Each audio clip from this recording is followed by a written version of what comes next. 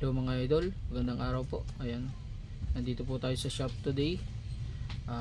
Kumusta po kayo? Isang mapagpalang araw po sa ating lahat. For today's video, meron tayong ipiplex na beauty products na isa sa mga best seller po natin dito sa shop. Ito po ay ang Prestige Rejuvenating Set. So, ituturo ko po sa inyo kung paano po siya gagamitin. Pero meron po siya na nakalagay dito sa likod ng box na makikita nyo at mababasa nyo kung paano siya gamitin. Ano po, so, bubuksan po natin siya para ipakita sa inyo kung ano po yung laman niya sa loob. Buksan na po natin. Ayan. So meron po siyang dalawang cream, isang night cream po at isang sunscreen. Ano po, meron po siyang toner. Ayan. At meron po siyang soap. Ayan po. So paano nga ba gamitin ang ating rejuvenating set? Ano, ang paggamit po nito, for example, sa gabi po bago tayo matulog, maghihilamos po tayo, gamitin po natin itong soap. Ano po, paglilinis ng face natin. Hindi po natin ito direct na i-apply sa face natin.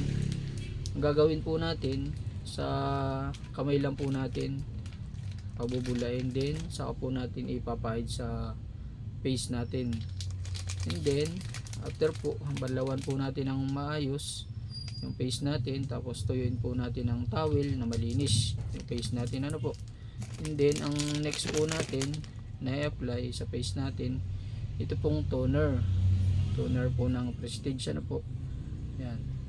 Ang pag-apply po nito, 2 to 3 drops lang po sa bulak.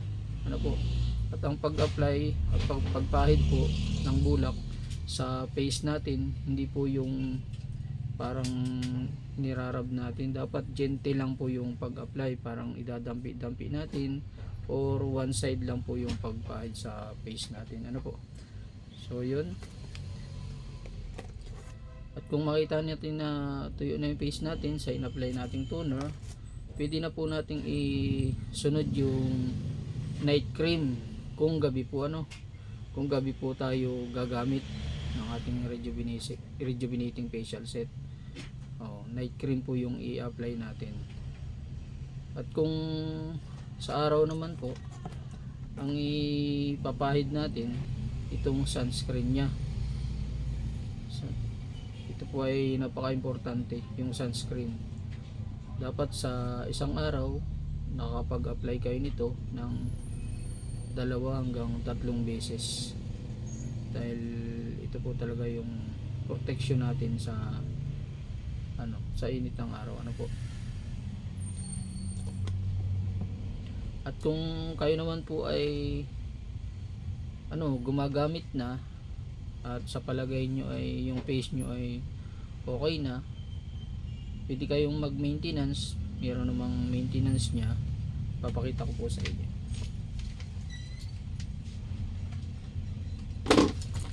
Ito po yung maintenance ng Prestige Rejuvenating Set. Ayan.